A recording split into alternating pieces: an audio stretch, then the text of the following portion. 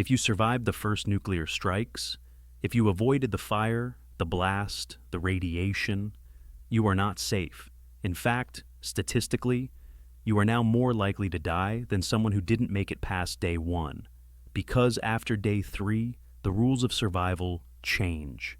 There is no rescue, no order, no help coming. This is the first week after World War III, and this is when most survivors die. The first 48 hours after World War III were chaos, explosions, shock waves, fires that swallowed entire cities.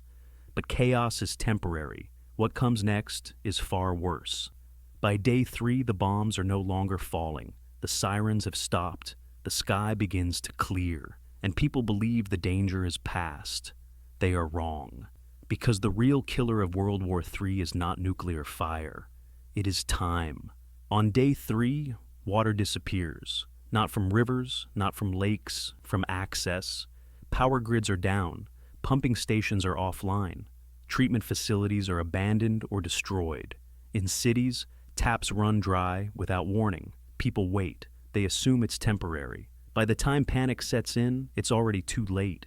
The human body can survive weeks without food, but without water, 3 days, 4 if you're lucky. People begin drinking whatever they find. Rainwater collected in dirty containers, water from radiators, swimming pools filled with chemicals. And then, the infections begin. There are no hospitals now, no antibiotics, no IV fluids, no clean bandages. A small cut becomes deadly. A stomach bug becomes a death sentence. Dehydration weakens the immune system. Radiation exposure, even low level, makes it worse.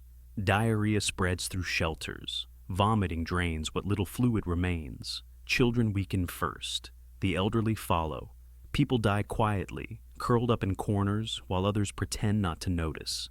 Because noticing doesn't help. By day 4, something else collapses. The human mind. Sleep disappears. Stress hormones remain permanently elevated.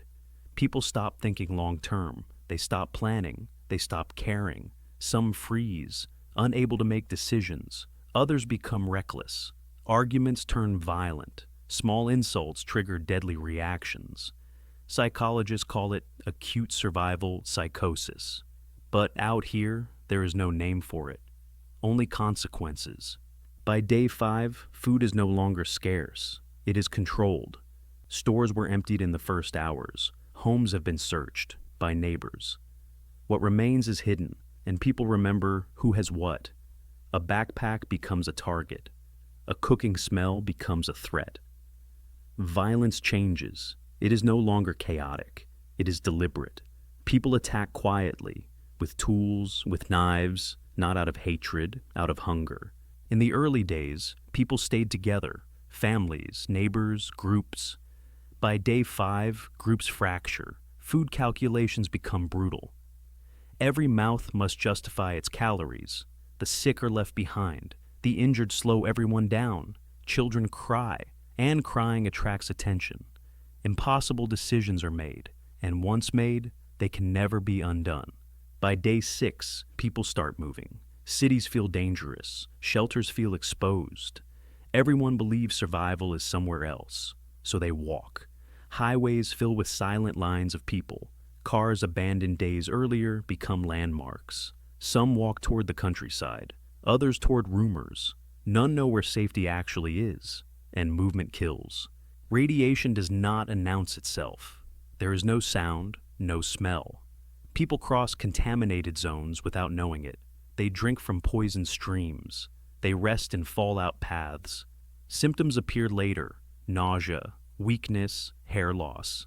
By the time they realize, their bodies are already failing. By the end of the first week, the pattern is clear. People do not die because they were weak. They die because they were unprepared for this phase. They expected explosions. They expected fire. They did not expect thirst, infection, isolation, moral collapse. They did not expect that survival would require becoming someone they no longer recognize. Those who survived the first week share common traits. They stayed still. They conserved energy. They avoided attention. They accepted loss and adapted quickly. They understood a brutal truth. After World War III, the world does not end all at once. It ends person by person. If you are alive after day 7, you are no longer living in the old world. You are living in what comes next. And what comes next will test humanity in ways no war ever has. This was the first week. The next chapter is even darker.